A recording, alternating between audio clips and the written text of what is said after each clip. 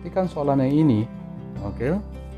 First of all, kita akan tengok equation pattern untuk x over 2x plus 1. Right. Kita tengok equation pattern terlebih dahulu. Kita tengok pada bahagian numerator. Right. Pada bahagian numerator ada x, variable x, denominator juga ada variable x. So persamaan ini kalau kita rujuk balik kepada product rule, okay, dia mempunyai function of x pada numerator dan function of x pada denominator. Function yang pertama dalam x duduk sebagai numerator, yang duduk sebagai denominator juga ada function of x. Alright. Ini bermakna, okay, substitution boleh dilakukan ke atas numerator dan denominator. So substitution u boleh dilakukan ke atas numerator, function of x yang pertama iaitu x, dan denominator yang mengandung function yang kedua dalam x boleh kita substitute sebagai v. So yang ini merupakan function yang kita boleh selesaikan dengan menggunakan quotient rule. Okay. Kaedah penyelesaian dia adalah lebih kurang sama dengan product rule.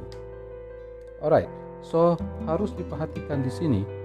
Alright, numerator mestilah sentiasa u dan denominator mestilah sentiasa v. Jangan terbalikkan, nanti keseluruhan penyelesaian akan jadi terbalik. So biarkan numerator, function yang pertama dalam x, numerator yang ini sebagai u, denominator iaitu function yang kedua dalam x tekalkan sebagai v. So apa yang perlu kita buat sama seperti product rule, iaitu kita declare u dan juga kita akan declare v. So u kita sekarang duduk sebagai numerator, di mana kita ada x, variable x di sini iaitu function yang pertama, right. V adalah denominator, right, yang kita dah select, yang mana function yang kedua dalam x iaitu 2x campurkan dengan 1. So apa yang boleh kita buat selepas ini, kita just differentiatekan du over dx dan dv over dx. Alright. So di sini kita akan dapat 1, yang ini kita akan dapat 2. Alright. X power of 1 multiplied by 2 is 2. 1 multiplied by 2 itu x power of 1 tolak 1 x power 0. X power 0 is equal to 1. So kena ingatnya itu. Ini juga sama, x power of 1 multiplied by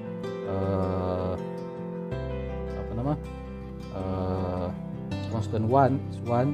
1 tolak 1 akan jadi kosong. X plus kosong adalah 1. Alright. So dy over dx untuk quotient rule menyatakan bahawa v multiply by du over dx, right. So this one jangan silap, tolakkan dengan, kena subtract persamaan ni, okay, u multiply by dv over dx, right. Ini adalah rumus dia untuk penyelesaian. V kita dah declare, u juga kita dah declare. Sekarang differentiate v, multiplykan, darabkan v dengan du over dx, alright, mana du over dx, multiplykan u dengan dv over dx. Sama seperti konsep dalam product rule, kita darab silangkan sahaja. Alright. Ini just that kedudukan. Kalau dalam product rule, u dv over dx ini duduk dekat depan, v du over dx ini duduk dekat belakang, dan kita akan lakukan addition. Untuk quotient rule, v du over dx akan duduk dekat depan, u dv over dx duduk dekat belakang, dan kita akan lakukan operasi subtraction. Alright, dia terbalik. So masukkan saja nilai kita dah dapat. Okay. V daripada v adalah 2x campur 1 du over dx, darab silang, right, 1 tolak dan tambah, tolak, u adalah x, dv over dx adalah 2. Therefore, dy over dx supposed to be 2x campur 1 tolakkan dengan 2x. Right? Kalau you nak simplify pun boleh, tak ada masalah. Kalau kita simplify, ini akan jadi 4x square tolakkan dengan 2x.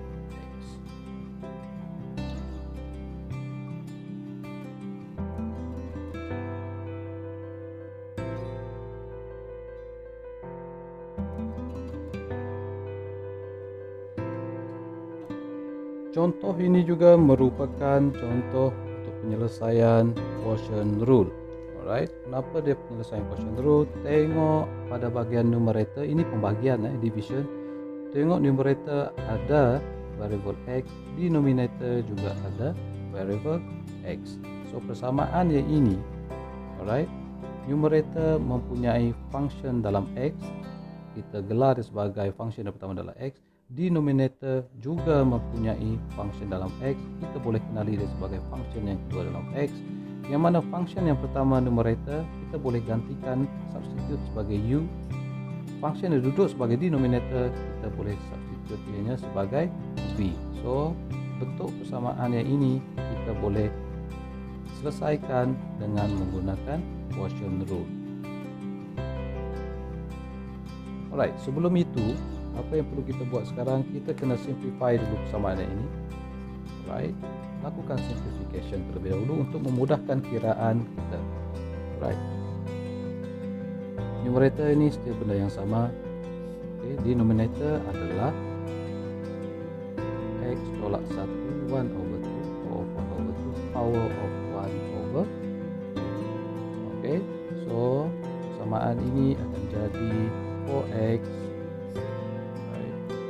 x tolak 1 power of 1 over 4. So sentiasa ingat untuk bahagian this one. Alright, kalau kita tengok, kita gunakan asas algebra a power of m power of n, yang mana ia akan jadi a power of m multiply by n. So sentiasa ingat that one.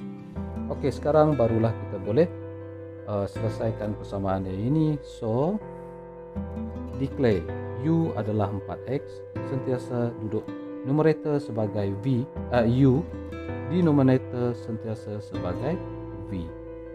X tolak 1 power of 1 over 4 adalah v. Sekarang proses terusnya, kita kena differentiate du over dx dan juga dv over dx. Alright. So apa yang akan kita dapat dekat sini adalah 4. 1 darab 4, 4, 1 tolak 1, kosong, x kosong, kosong, 1 darab 4 akan jadi 4. Okey. Dalam case this one, okey, yang ini akan melibatkan, you akan selesaikan dengan menggunakan extended power rule. Right, kita akan gunakan extended power rule, yang mana a u power of n. U kita sekarang adalah x tolak 1, n kita adalah 1 over 4, a kita sekarang adalah 1. Right, dengan andaian yang you all sudah tahu bagaimana nak buat lakukan penyelesaian menggunakan extended power rule. So apa yang akan kita dapat di sini adalah 1/4 x tolak 1, 1/4 tolak 1. So kita akan dapat negatif 3/4 darabkan dengan 1.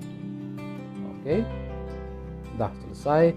So sekarang kita akan masukkan rumus. Dy over dx adalah v multiply by du over dx tolak u multiply by dv over dx. Okey, so ini adalah rumus kita. Rumus untuk quotient rule. Right. So apa yang akan kita buat nanti? Okey, kita cuma akan darab silangkan sahaja V du over dx, u dv over dx. Alright. So kita akan dapat dekat sini V kita adalah x tolak 1 power 1 over 4 multiply by 4. Okay, saya gunakan warna merah, subtract dengan right, tolak u kita adalah 4x multiply by dv over dx, iaitu 1 over 4 x tolak 1 negative 3 over 4. Okay, so maknanya sekarang kalau kita tengok persamaannya ini, dia akan jadi 4x tolak 1 1/4 tolakkan dengan this one, kita boleh simplify, kita dapat x tolak 1 negatif 3/4. So ini adalah jawapan akhir kita untuk